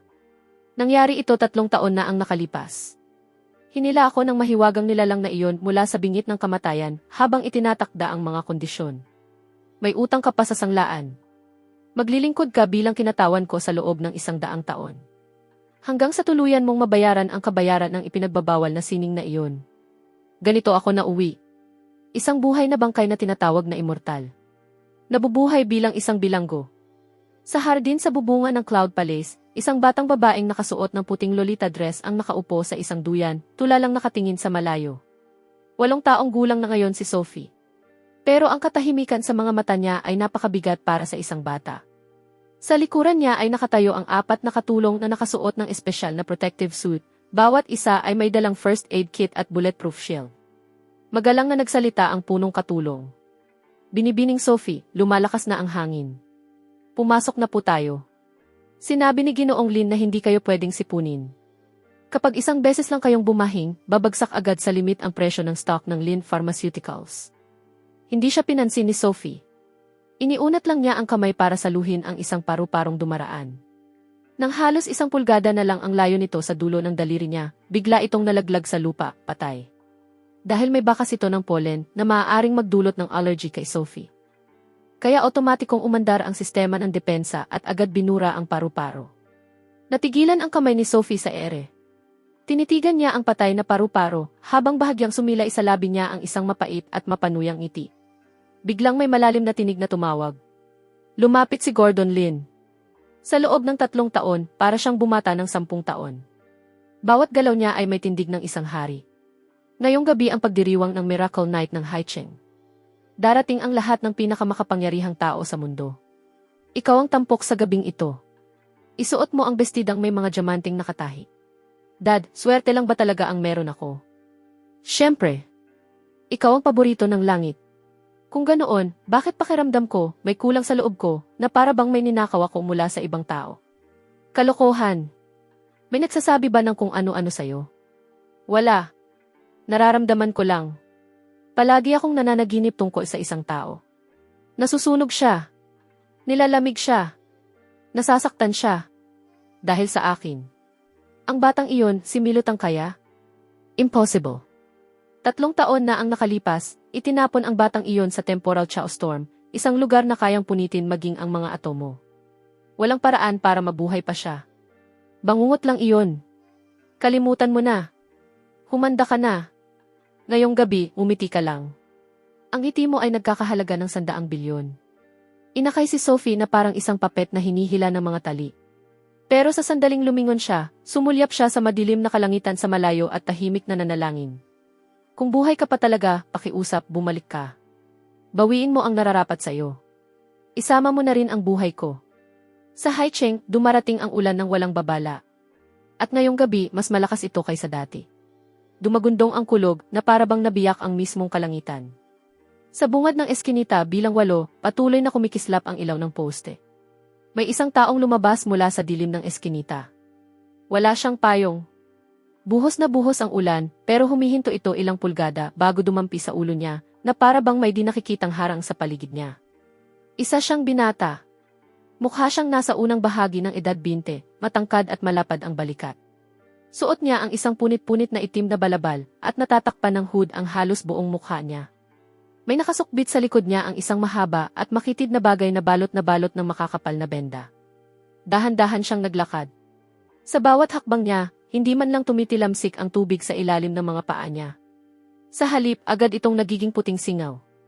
Huminto siya sa harap ng pinto ng sanglaan. Tumingala siya sa bagong karatulang yari sa obsidian. Mula sa ilalim ng hood ay narinig ang mapanlait na singhal. Ang badui. Bang! Isang malakas na sipa ang ibinigay niya sa mabigat na pintuang yari sa roble. Bumagsak ang pinto sa sahig ng may malakas na kalabog. Sa likod ng counter, biglang napaangat ang ulo ni Ginoong Tang. Pulang kumislap ang mekanikal niyang kaliwang mata. Babala. May mapanganib na nang hihimasok. Ina-activate ang sistema ng depensa. Tumayo si Ginoong Tang. Sa isang iglap, nagbago ang mekanikal niyang braso at naging isang maliit na kanyon. Umalis ka. Ngayon din. Tahimik na nakatayo ang binata sa may pintuan. Dahan-dahan niyang ibinaba ang hood at lumitaw ang matalim at anggular niyang mukha. May mahabang pilat sa kaliwang bahagi ng mukha niya, mula sa gilid ng mata hanggang sa panga. Pero ang pinakakapansin-pansin ay ang buhok niya. Kalahating itim. Kalahating puti. Para bang may puwersang sumunog rito mula sa kaibuturan. Tiningnan niya ang lalaking nasa likod ng counter. Kalahating tao. Kalahating makina. Ang ama niya. May kumislap na magulong damdamin sa mga mata niya. 3 taon tayong hindi nagkita. Ito na ba ang naging kalagayan mo? Saglit na nagkaroon ng aberya ang prosesor ni Ginoong Tang. Nabigo ang pagkilala sa mukha. Walang katugma sa database. Malamig na nagsalita si Ginoong Tang. Huling babala. Malamig na natawa ang binata. Walang katugma, ha? Ayos lang. Noon, hanggang dito lang naman ako. Ipinakita niya ang taas na hanggang hita. Pero ito, dapat makilala ito ng database mo. May inilabas siya mula sa loob ng balabal niya. Isang maliit at maruming bagay. Inihagis niya ito sa ibabaw ng counter. Ang kunehong iisa ang mata. Sa sandaling tumama ang tingin ni Ginoong Tang sa kuneho, nagsimulang manginig ng malakas ang buo niyang katawan. Isang bloke ng alaalang pilit na isinara ang bumangga sa pinakasentro ng programa niya. Nasira ang firewall. May error sa sistema. Tumutulo ang memory bank. Nare-reset ang sistema. Napahawak si Ginoong Tang sa ulo niya at napadaing sa sakit. Nagwala ang mekanikal niyang braso, nawala na sa kontrol, at tinabig ang mga relo sa counter hanggang kumalat ang mga ito sa sahig. Hindi ko maalala. Dahan-dahang lumakad si Milutang papunta sa counter. Isa-isa ang mabibigat niyang hakbang. Sa pagitan ng mga sandaling iyon, 10 buong taon ang lumipas para sa kanya. 3 taon ang lumipas rito. 10 taon ang lumipas doon. Walang liwanag. Walang tubig. Tanging walang katapusang bagyo ng wasak na panahon at mga halimaw na binaluktot ng oras. Ang tanging nagpapanatili sa kanya na buhay ay ang kunehong ito. At ang pangakong ginawa niya sa ama niya. Sino ka?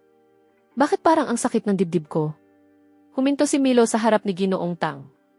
Ako ang maniningil ng utang mo. May nagnakaw ng kabataan ko. At ng buhay mo. Kaya nandito ako para maningil. Biglang sumulpot ang mga anino mula sa bawat sulok ng sanglaan. Mga tagapagbantay ng anino. Mga papet na mamamatay taong kontrolado ng sistema. Sabay-sabay nilang hinugot ang mga patalim at tahimik na sumugod sa likuran ni Milo. Milo, mag-ingat! Hindi man lang lumingon si Milo. Iniabot niya ang kamay sa likod at hinawakan ang sandatang nakabalot ng mga benda. Sa isang iglap, napunit ang mga benda at lumitaw ang isang mabangis na espada. Isang mahabang espada. Maitim mula dulo hanggang hawakan. Wala itong anumang kintab. Para bang nilalamon nito ang mismong liwanag. Pinanday niya ito sa bagyo ng wasak na panahon gamit ang gulugod ng isang halimaw na isinilang mula sa mismong oras. Ang pangalan nito, Undertow. Sumigaw si Milo at minsang kumislap ang espada. Natigilan sa ere ang mga tagapagbantay ng anino. Pagkatapos, nagsimulang gumuho ang mga katawan nila at agad naging maitim na abo sa sahig. Isang atake lang. Maging ang oras mismo ay naputol. Tulalang napatitig si Ginoong Tang sa nangyari. Ang ganitong uri ng kapangyarihan, nalampasan pa nito ang pinakamalakas niyang anyo noon. Ibinalik ni Milo sa lalagyan ang espada. Tapos na ang paglilinis. Pagkatapos, hinablot niya sa kwelyo si Ginoong Tang at itinayo ito. Malakas na sigaw ni Milo. Tumingin ka sa akin. Ako si Milo Tang. Ang anak na halos ikamatay mong iligtas. Tingnan mo kung ano na ang nangyari sa'yo. Makikilala ka pa kaya ng lalaking iyon noong gabing iyon? Parang martilyong tumama ang sigaw na iyon at tuluyang nabasag ang huling selyo sa isipan ni Ginoong Tang. Biglang lumiit ang mga balintataw ni Ginoong Tang. Naglaho ang pulang liwanag sa mekanikal niyang mata at napalitan ng malinaw na tingin. Tingin ng isang tao. Dumaloy ang mga luha sa malamig niyang metal na pisngi. Milo! Iniangat ko ang natitira kong kamay, nanginginig habang gustong haplusin ang mukha ng anak ko. Pero hindi ako nangahas. Natatakot akong baka panaginip lang ang lahat ng ito. Ikaw, ang laki mo na. Ang tangkad mo na. Mamaya na ang usapang mag-ama. Sisingilin ko muna ang utang na iyon kasama ang lahat ng interes. Ngayong gabi ang araw ng paghukom nila. Milo, huwag. Walang kasalanan ang batang si Sophie. At higit sa lahat, hawak na ngayon ni Gordon Lin ang kapangyarihang kasinlaki ng kapalaran ng isang buong bansa. Walang kasalanan? Noong nasa Bagyo ako ng magulong panahon, habang pinupunit ako ng mga halimaw, wala rin akong kasalanan. Dumaan si Milo sa wasak na pinto at lumabas sa gitna ng bagyo. Ngayon, ako ang bangko. Ang pustahan ngayong gabi ang buong Haicheng. Isang kidlat na kulay ube ang humati sa kalangitan at nagbigay liwanag sa nag-iisang anyo ni Milo, matatag at hindi matinag. Pinanood ko ang anak kong papalayo. Sa isang iglap, para siyang isang estranghero. Pero kailanman, hindi pa ako naging ganito ka-proud sa kanya. Inabot ko ang ilalim ng counter at inilabas ang tagahatid sa libingan na nababalot na ng alikabok matapos ang maraming taon na hindi nagamit. Puppet. Opo, boss. Dalhin mo sa akin ang Amerikana ko. Pinunasan ko ang mga luha sa mukha ko at nawala ang lahat ng bakas ng kawalan ng pag-asa sa mga mata ko. Kung desidido ang anak kong gawin ito, paano ako, bilang ama niya, manonood lang? Kahit ikamatay ko pa, sasamahan ko siya hanggang sa huli. Patuloy ang pagbuhos ng ulan sa buong Haicheng. Pero sa ballroom sa pinakatuktok ng Cloud Palace, para itong isang mainit na araw ng tagsibol. Hinaharang ng makabagong weather shield ang bawat patak ng ulan at bawat dagundong ng kulog. Ngayong gabi ang ikatlong anibersaryo ng IP ng Defense Corporation. Lahat ng mga elite at sikat na personalidad sa lungsod, pati mga maharlika mula sa ibang bansa, ay nagtipon dito. Ang hawak nila ay hindi champagne. Isa itong espesyal na inumin na tinatawag na Golden Blood. Isang higop lang nito at garantisadong tataas ang mga stock mo sa loob ng isang linggo. Sa gitna ng bulwagan ay may entabladong hugis pyramid. Nakaupo si Sophie sa tuktok nito, parang isang maselang manikang porselana na nakapatong sa dulo ng pyramid. Walang laman ang mga mata niya habang nakatingin sa mga taong nakatingala sa kanya at kasakiman lang ang makikita sa bawat pares ng mata. Nakatayo si Gordon Lin, suot ang puting tailcoat na parang isang mangangaral sa harap ng pulpito. Mga ginoo at ginang, 3 taon na ang nakalipas, ang Haicheng ay isang lungsod na nilamon ng kamalasan at mga sakuna. Pero ngayon, tingnan ninyo ang basong hawak ninyo. Tingnan ninyo ang kasaganahan sa labas ng bintanang iyon.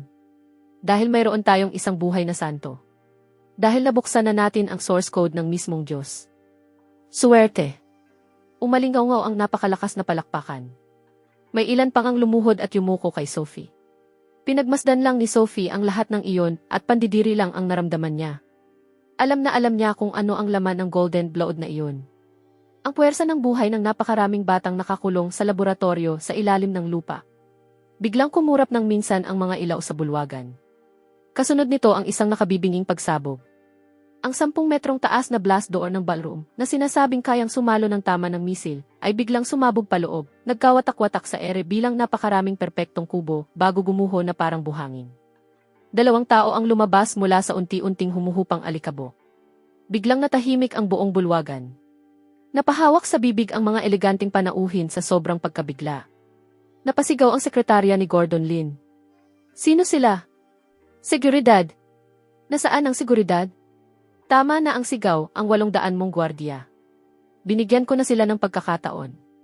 Pagkakataong magsimulang muli. Nakatayo si Gordon Lin sa paanan ng entablado at unti-unting dumilim ang ekspresyon ng mukha niya. Naningkit ang mga mata niya habang nakatitig sa binatang nasa harapan niya. Milo Tang. Nakapagbalik ka pa pala. Hindi man lang pinansin ni Milo si Gordon Lin. Nakatutok lang ang tingin niya kay Sophie sa tuktok ng pyramid. Marahas na nanginig ang buong katawan ni Sophie. Siya iyon. Ang batang paulit-ulit niyang napapanaginipan.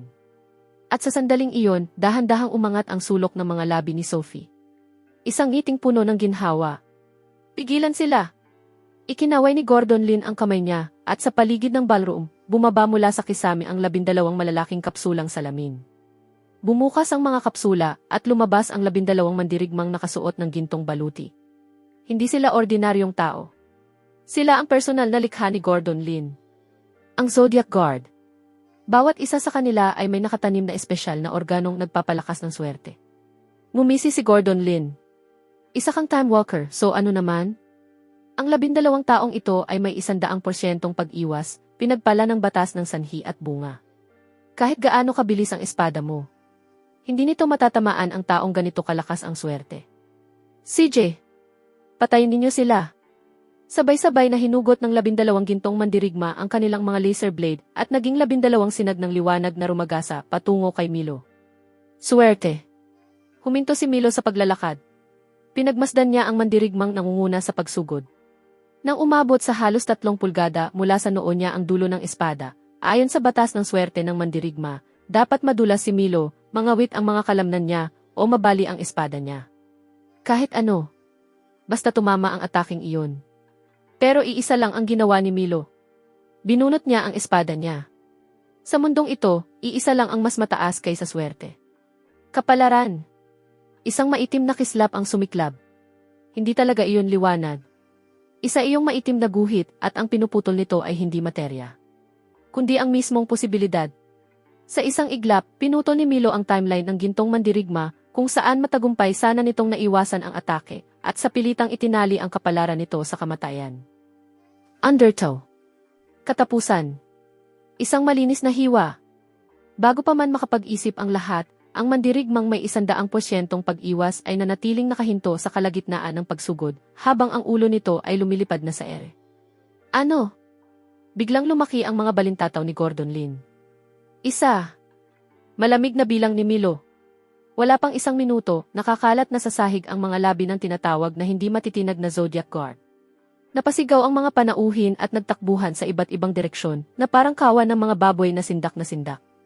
Nakatayo ako sa likod niya at bahagya lang akong kumilos. Ginamit ko lang ang mekanikal kong braso para hulihin ang ilang pahabol na umatake ng palihim. Pagkatapos ay ibinalik ko ang edad nila hanggang maging mga sanggol at inilagay silang umiiyak sa isang tabi. Malinis na ang lugar. Ipinagpag ni Milo ang dugo sa espada niya at tuloy-tuloy na naglakad papunta sa pyramid. Doon lang tuluyang nataranta si Gordon Lin. Naglabas siya ng isang espesyal na gintong pistola at walang habas na pinaputukan si Milo. Bang, bang, bang. Tumama ang mga bala sa katawan ni Milo. Pero para lang itong dumaan sa tubig. Dumaan ang mga ito sa kanya at wala man lang iniwang kahit isang sugat. Isa siyang Void Walker. Kapag lumalaban, ang katawan niya ay nasa pagitan ng pag-iral at kawalan. Huminto si Milo sa mismong harap ni Gordon Lin. Hindi ka na maililigtas ng ipinagmamalaki mong swerte. Iniangat ni Milo ang kamay niya at sinakal si Gordon Lin, saka ito binuhat na parang asong nakasabit sa bato. Huwag. Huwag mo akong patayin. May pera ako. Ibibigay ko ang lahat. Hindi ko kailangan ang pera mo. Isa lang ang gusto kong itanong. Noong gabing iyon, sa pabrika, naisip mo man lang ba? Ginawa ko ito para sa buong sangkatauhan. Ako ang mag-iiwan sa'yo na buhay. Panahon na para may iba namang maningil sa'yo. Walang pag-aalinlangang inihagis ni Milo si Gordon Lin mula sa tuktok ng pyramid. Pagkatapos, itinaas niya ang tingin kay Sophie. Hindi ito gumalaw kahit isang beses. Hindi sumigaw. Hindi tumakbo. Tahimik lang siyang nakaupo, pinapanood si Milo habang isa-isang inaakyat ang mga hakbang papunta sa kanya. Inakyat ni Milo ang mga gintong hagdan. Bawat hakbang ay bigat na parang bundok. Sa wakas, tumayo siya sa harap ni Sophie. Dahan-dahang itinaas ang maitim na espada at itinapat ang dulo nito sa lalamunan niya. Kumusta, munting magnanakaw? Dumating ka rin sa wakas, Milo. Bahagyang nanginig ang pagkakahawak ni Milo sa espada. Huwag mo akong tawagin sa pangalang iyan. Wala kang karapatan. Pagkatapos, hinawakan mismo ni Sophie ang talim ng espada at hinila iyon palapit sa sarili niyang leg. Naparito ka para bawiin ang nararapat sa'yo. Hindi ba? Kung ganoon, kunin mo na. Natigilan si Milo. 1,000 beses niyang inisip kung paano mangyayari ang muling pagkikita nilang ito. Baka magmakaawa ito. Baka umiyak. Pero ni minsan, hindi niya naisip na ito mismo ang magmamakaawang mamatay. Alam mo ba kung ano ang naging buhay ko nitong 3 taon? Pakiusap. Ikaw lang ang makakaunawa. Napasigaw si Sophie habang bigla niyang isinulong ang katawan niya, sinasadyang isaksak ang sarili sa talim ng espada. Pero likas na umurong si Milo ng kalahating hakbang. Kasabay nito, marahas na nayanig ang buong Cloud Palace. Si Gordon Lin, na nakabulagta sa ibaba, ay gumapang hanggang sa control panel. Malakas niyang pinindot ang isang pulang pindutan. Kung ganoon, mamatay na kayong dalawa. Nagkabitak ang sahig ng bulwagan at isang nakapangingilabot na presensya ang sumabog mula sa kailaliman. Hindi iyon swerte. Hindi rin iyon oras. Kundi paglalamon. Purong paglalamon. Isang napakalaking kuko na gawa sa hindi mabilang nakalawanging gear ng mga relo ang umangat mula sa bitak, umabot pa itaas, at dinurog ang pundasyon ng pyramid. Sa sandaling lumitaw ang kuko na iyon, parang tuluyang naglaho ang grabidad sa buong Cloud Palace. Mga mesa, upuan, basag na salamin, lahat ng iyon ay nagsimulang lumutang paitaas, na para bang wala ng grabidad. Kasabay ng isang nakabibinging dagundong, isang halimaw na alulong ang nagpayanig sa kalangitan. Unti-unting umakyat ang nilalang mula sa kailaliman. 30 metro ang taas nito, at ang anyo nito ay parang isang higanting gagambang nagmutasyon. Ang buo nitong katawan ay binubuo ng libu-libong itinapong relo. At sa likod nito ay nakabaon ang napakaraming nakulong na kaluluwa. Mga kaluluwa na inani sa nakalipas na 3 taon. Mga kaluluwa ng mga batang kinuha mula sa laboratorio. Magkakasama nilang binubuo ang ubod ng dalisay na puot ng halimaw. Ito ang sukdulang sandata ni Gordon Lin. Ang Time Devourer. Anumang mahawakan nito ay agad nilalamon ng bilyon-bilyong taon ng panahon hanggang sa tuluyang maglaho. Dad, umatras ka. Mabilis na kumilos si Milo, sinalo si Sophie habang nahuhulog ito, saka inihagis papunta sa akin. Iniunat ko ang mekanikal kong braso at ligtas na nasalo si Sophie. Tinitigan ko ang nilalang at unti-unting naging mabigat ang ekspresyon ko. Ano ba talaga ang bagay na iyan?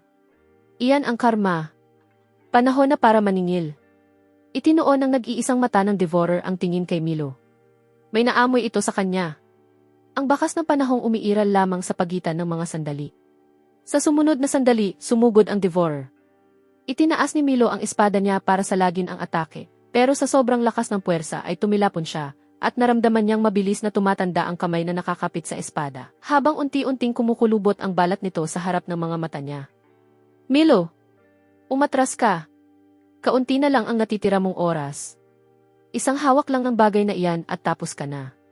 Mukhang kailangan ko nang isugal ang lahat. Domain. Bukas. Perdition. Mula sa kinatatayuan niya, agad sumiklab ang maiitim na apoy, nilamon ang buong ballroom at ginawa itong mundong puro itim at puti. Isa itong teknik na natutuhan niya sa pagitan ng mga sandali na sa pilitang hinihila ang paligid papunta sa isang dimensyon kung saan nakahinto ang mismong oras. Naging isang maitim na guhit ng liwanag si Milo habang rumaragasa patungo sa Devourer. Sunod-sunod na bumagsak ang espada niya na parang ulan at bawat hiwa ay eksaktong tumatama sa mga dugtungan ng katawan ng halimaw. Napasigaw sa matinding sakit ang mga kaluluwang nakakulong sa likod nito. Pero walang epekto ang mga atake ko. Kapag naputol ang isang braso, dalawa agad ang tumutubo kapalit nito. Walang katapusan ang pagbabagong buhay nito dahil nakakabit ito sa buong network ng swerte ng Haicheng. Hanggat may kahit isang taong gumagamit ng hiniram na swerte sa lungsod na ito, hindi ito maubusan ng kapangyarihan. Hindi ito mapapatay, hingal na sabi ni Milo. Wala sa katawan nito ang ubod nito. Lumingon siya at tumingin kay Gordon Lin sa malayo. Humahalakhak si Gordon Lin mula sa likod ng pananggalang ng control panel. Walang silbi. Hanggat buhay si Sophie, hindi mapipigilan ang Devourer. Si Sophie ang sumisipsip ng swerte. Ito naman ang lumalamon sa kamalasan. Dalawang kalahati sila ng iisang kabuuan. Kaya ako pala ang puso ng halimaw na ito sa buong panahong iyon. Hindi ko na ito hahayaang magpatuloy. Sophie, bumalik ka. Iniabot ko ang kamay ko para hawakan siya, pero biglang sumabog ang nakakasilaw na gintong liwanag mula sa katawan ni Sophie. 3 taon ang naipong sukdulang swerte ang sabay-sabay na kumawala. Lumipad si Sophie na parang gintong bulalakaw, dumiretso sa pagkakahawak ng Devourer. Gusto mong lumamon? Kung ganoon, ubusin mo na ang lahat. Niyakap ni Sophie ang napakalaking ulo ng halimaw at mariing idiniin ang duguan niyang pulsuhan sa nabasag nitong mukhang relo. Iyan ang banal na dugo. Ang pinakadalisay at pinakasukdulang swerteng nakita ng mundong ito. At ang Devourer ang pinakadalisay na anyo ng kamalasan. Kapag nagsalpukan ang dalawang sukdulang magkasalungat sa napakalapit na distansya, ano ang mangyayari? Ganap na pagkalipol. Hindi. Napahiyaw si Gordon Lin sa sukdulang desperasyon. Kasabay ng isang nakabibinging dagundong, biglang tumahimik ang buong mundo. Isang alon ng puting liwanag ang sumabog mula kina Sophie at sa Devourer, at sa isang iglap ay kumalat sa paligid. Nagpakawala ng huling sigaw ang Devourer, habang mabilis na natutunaw ang napakalaki nitong katawan sa puting liwanag. Ang mga naghihirap na kaluluwa sa likod nito ay sabay-sabay na napangiti ng payapa. Sa wakas, bago sila tuluyang naging mga kumikislap na butil ng liwanag, ginagamit ni Sophie ang sarili niyang buhay para isa-isang dalisain ang halimaw. Sophie!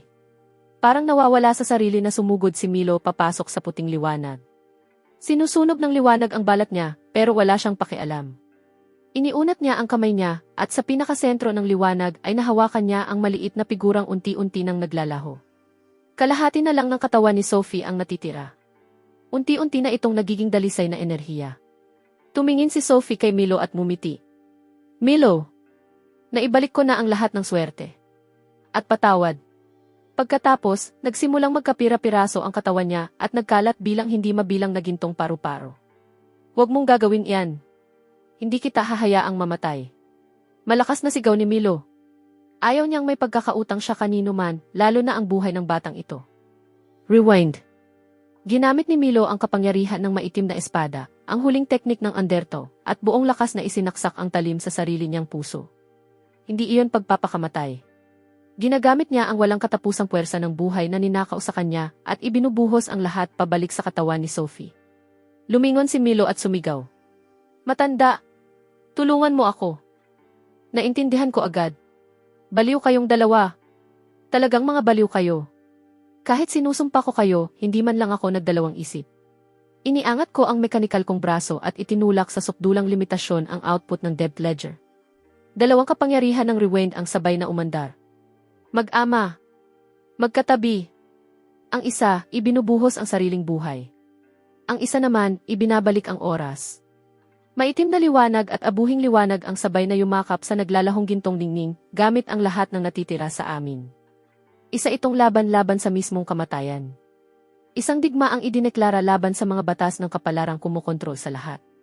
Gordon Lin. Dito nagtatapos ang paghahari mo. Habang patuloy na ibinubuhos ni Milo ang puwersa ng buhay niya, iwinasiwas niya ang espada paatras at nagpakawala ng bugso ng dalisay na puwersa diretsyo kay Gordon Lin sa malayo. Sa pagkakataong ito, wala nang swerteng poprotekta sa kanya. Dumaan ang pagsabog at sa pagkamatay ni Gordon Lin, tuluyang bumagsak ang buong fortune array na nagpapagana sa Cloud Palace. Nagkawatak-watak ang maitim na ulap sa kalangitan, at sa unang pagkakataon, matapos ang maraming taon, sumikat ang araw sa ibabaw ng Haicheng, habang ang sinag nito ay tumagos sa wasak na ballroom. Nakahandusay si Milo sa sahig, ubos na ubos ang lakas. Ganap nang nasunog ang mekanikal kong braso, at umaakyat na rito ang usok. At sa pagitan naming dalawa, nakahiga ang isang munting batang babae, mahimbing na natutulog. Bahagyang kumurap ang pilik mata ni Sophie, at dahan-dahan niyang iminulat ang mga mata niya. Tumingala siya sa bughaw na langit. Pagkatapos ay tumingin kay Milo sa tabi niya, na pumuti na ang buhok. Sa kanya ibinaba ang tingin sa sarili niyang mga kamay. Magaling na ang sugat sa pulsuhan niya. Iniunat niya ang kamay at sinubukang saluhin ang hangin. Isang ordinaryong langaw ang dumapo sa dulo ng daliri niya, nagkiskis ng mga paa nito, saka muling lumipad. Ito pala ang pakiramdam ng pagiging ordinaryo. Humagugol si Sophie. Ang pinakatotoo, pinakamalakas, at pinakamalayang iyak na narinig ng Haicheng sa loob ng 3 mahabang taon. 7 araw matapos mamatay si Gordon Lin, nang mawala ang kapangyarihan ng hiniram na swerte, nakaranas ang buong Haicheng ng matinding pagbagsak. Ang mga taong umasa lamang sa swerte ay tuluyan ng bumalik sa ordinaryong pamumuhay. Sa eskinita bilang 8, nanatiling sarado ang pinto ng sanglaan. 1 linggo nang nakasabit doon ang karatulang sarado. At sa pinakaloob ng eskinita, sa isang maliit na bakuran, 3 tao ang magkakasamang nakaupo sa paligid ng mesa at nagsasalo sa pagkain. Sa wakas, naiwan na sa likod nila ang lahat ng paghihirap. Naputol na ang mga tanikala. Nabayaran na ang lahat ng utang. Wala nang mga larong nilalaro ng kapalaran. Wala nang kamalasang kailangang bayaran. Magkasama ang mag-ama. At isang batang babae na sa wakas ay payapa na. Isang ordinaryong buhay. Ang pinakamagandang pagtubos na maaaring hilingin ng sinuman.